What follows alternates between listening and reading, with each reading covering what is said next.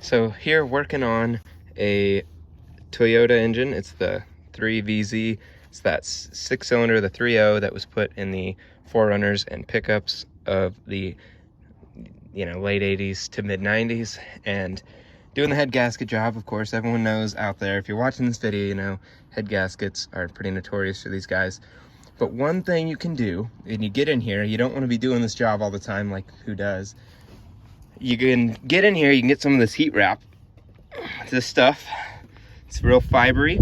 You can wrap this back pipe here that connects to the main down pipe that goes out to your exhaust, and that'll help keep some of that heat transfer off this gasket surface here and this gasket surface here.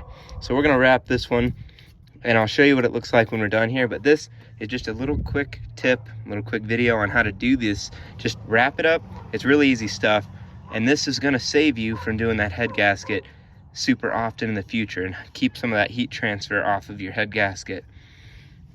I know there's a lot of talk online. You get into forums, guys are like, it's not even worth doing the head gasket job.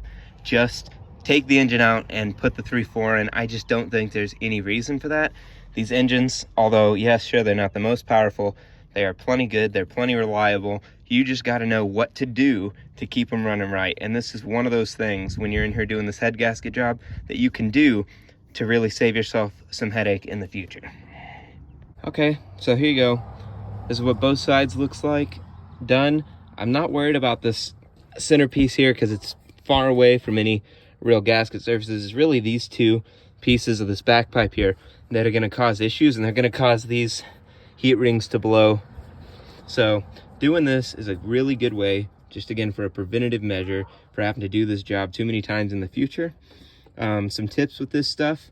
Here, let me get the product. Whoop.